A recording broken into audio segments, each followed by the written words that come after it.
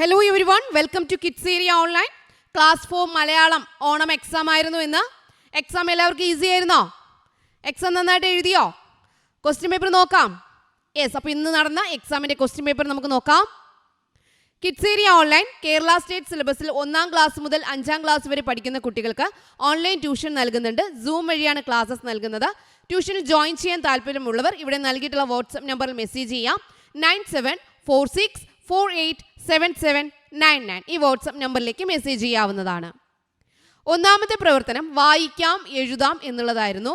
ഇവിടെ നിങ്ങൾ കാണുന്നുണ്ടാകും ഒരു മലിനീകരണമായ പുഴയാണ്. പ്ലാസ്റ്റിക് കുപ്പികളൊക്കെ കാണുന്നുണ്ട്. ഇത് ബേസ് ചെയ്തിട്ട് ഒരു ഖണ്ഡിക നൽകിയിട്ടുണ്ട്. വായിക്കാം എഴുതാം. ഒന്നാമത്തേത് ഖണ്ഡിക. അവധി ദിവസം കളിക്കാൻ ഇറങ്ങിയതായിരുന്നു ആദിത്യനും കൂട്ടുകാരും. കളിസ്ഥലത്തിനടുത്തുള്ള ചെറിയ തോടിൻ്റെ കരയിൽ ധാരാളം പ്ലാസ്റ്റിക് മാലിന്യങ്ങൾ കിടക്കുന്നത് ആദിത്യൻ ശ്രദ്ധിച്ചു. അവൻ തോട്ടിലേക്ക് നോക്കി. ഒഴുകുന്ന വെള്ളത്തിനടിയിലും പ്ലാസ്റ്റിക് കുപ്പികളും കവറുകളും അടിഞ്ഞുകൂടിയിരിക്കുന്നു. ഇങ്ങനെ മാലിന്യങ്ങൾ വലിച്ചെറിയുന്നത് പ്രകൃതിക്കും ജീവജാലങ്ങൾക്കും ദോഷം ചെയ്യും.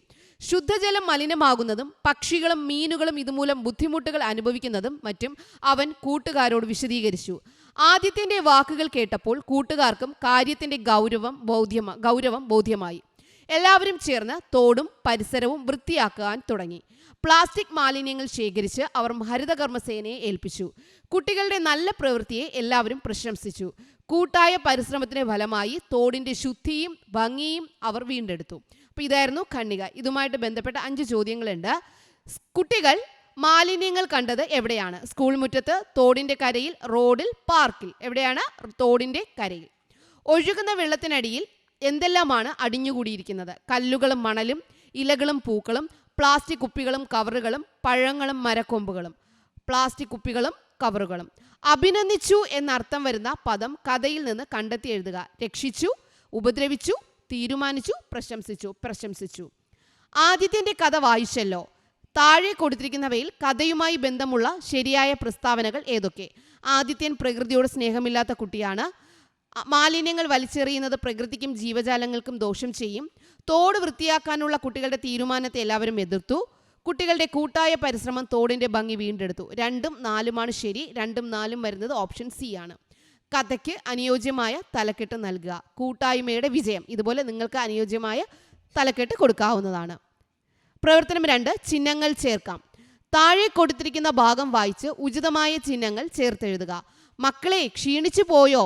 ഈ മാമ്പഴം കഴിച്ചതിൻ്റെ തണലിൽ അല്പം വിശ്രമിച്ചോളൂ. കുട്ടികളെ ചേർത്ത് പിടിച്ച് മാവു പറഞ്ഞു. കുട്ടികൾ ആർത്തിയോടെ മാമ്പഴം നുണഞ്ഞു. ഹായ്, എന്തു രുചി. ഇന്നലെ ടീച്ചർ പറഞ്ഞു സംസാരിക്കുന്ന ഭാഗമാണെങ്കിൽ എന്ത് ചെയ്യണം? ഡബിൾ കോട്ട്സ് ഇടണം. അപ്പോൾ മക്കളെ മുതൽ വിശ്രമിച്ചോളൂ, അതുവരെ സംസാരിച്ചതാണ്. അപ്പോൾ അതുവരെ എന്ത് ചെയ്തു? ഡബിൾ കോട്ട്സ് ഇട്ടു. ഇനി മക്കളെ എന്ന് വിളിക്കുകയാണ്. അത് കഴിഞ്ഞിട്ട് എന്ത് കൊടുക്കണം? കോമ കൊടുക്കണം. ക്ഷീണിച്ചു പോയോ ചോദിക്കുകയാണ്. ചോദ്യചിഹ്നം കൊടുക്കണം. സെനൻസ് പൂർത്തിയാകുന്നില്ല, വിശ്രമിച്ചോളൂ, അതുകൊണ്ട് അവിടെ കോമ കൊടുത്തു. ഇനി കുട്ടികളെ ചേർത്ത് പിടിച്ച് മാവു പറഞ്ഞു, അത് സെനൻസ് തീരുന്നു, ഫുൾ സ്റ്റോപ്പ്. കുട്ടികൾ ആർത്തിയോടെ മാമ്പഴം നുണഞ്ഞു, അതും ഫുൾ സ്റ്റോപ്പ്. ഹായ്, എന്തു രുചി, അതും പറഞ്ഞ കാര്യമാണ്, അതുകൊണ്ട് ഡബിൾ കോട്ട്സ് കൊടുക്കുക. ഹായ് കഴിഞ്ഞിട്ട് അവിടെ ഒരു കണ്ടോ കുത്തും, ഒരു വരയും കുത്തും പോലെ ഇത് കൊടുക്കുക. എന്തു രുചി, അതും അതിശയത്തോടെ പറയുന്നതാണ്, അതുകൊണ്ട് ഇവിടെ ഒരു വരയും കുത്തും. ഓക്കെ, അപ്പോൾ ഇതായിരുന്നു 2ാമത്തെ പ്രവർത്തനം. 3ാമത്തെ പ്രവർത്തനം വരികൾ കൂട്ടിച്ചേർക്കാം എന്നുള്ളതായിരുന്നു. തോടും പരിസരവും വൃത്തിയായി സൂക്ഷിക്കാൻ നാട്ടിലെല്ലാവരും ശ്രദ്ധിച്ചു തുടങ്ങി. സ്കൂളിലേക്കുള്ള വഴിയിൽ തെളിനീരൊഴുക്കുന്ന തോട് നോക്കി ആദിത്യനും കൂട്ടുകാരും ഉറക്കെ പാടി. ആദിത്യൻ്റെ പാട്ടിലെ ആശയം ഉൾക്കൊള്ളുന്ന കൂടുതൽ വരികൾ കൂട്ടിച്ചേർത്ത് നിങ്ങളും പാടൂ. 6 വരിയിൽ കുറയരുത്. കളകളമൊഴുകും കാട്ടരുവി, മാമല പെറ്റൊരു കുഞ്ഞരുവി, മീനുകൾ പായും പാലരുവി, എന്തൊരു സുന്ദരി തേനരുവി. ഇതുപോലെ 6 വരിയിൽ കുറയാതെ വാക്കുകൾ ചേർത്തിട്ട് എന്ത് ചെയ്യുക? ഇതുപോലെ ഒരു കവിത എഴുതുക എന്നുള്ളതായിരുന്നു. വരികൾ കൂട്ടിച്ചേർത്ത് എഴുതാണ് പ്രവർത്തനം 3. 4ാമത്തെ പ്രവർത്തനം 4A 4B ഉണ്ട്, 2 എണ്ണം ഉണ്ട്, ഏതെങ്കിലും ഒന്ന് എഴുതിയാൽ മതി. 4A ഡയറി എഴുതാം എന്നുള്ളതായിരുന്നു. 4B കത്തെഴുതാം എന്നുള്ളതായിരുന്നു. ഡയറി എഴുതാം. ആദിത്യൻ വളരെ സന്തോഷത്തോടെയാണ് വീട്ടിൽ തിരിച്ചെത്തിയത്. മാലിന്യങ്ങൾ അടിഞ്ഞുകൂടിയ തോടും പരിസരവും കൂട്ടുകാരോടൊത്ത് വൃത്തിയാക്കിയത് ഓർത്തപ്പോൾ അവന് അഭിമാനവും തോന്നി. പതിവ് പോലെ ആദിത്യൻ ആ ദിവസത്തെ ഡയറി എഴുതാനിരുന്നു. ഈ അനുഭവങ്ങൾ നിങ്ങൾക്കായിരുന്നുവെങ്കിൽ എന്തെല്ലാമായിരിക്കും ഡയറിയിൽ ഉണ്ടാവുക? എഴുതി നോക്കൂ. അല്ലെങ്കിൽ 4B എഴുതുക, കത്തെഴുതാം എന്നതാണ്. ആദിത്യൻ പ്രകൃതിക്ക് കരുതലൊരുക്കിയത് കണ്ടില്ലേ?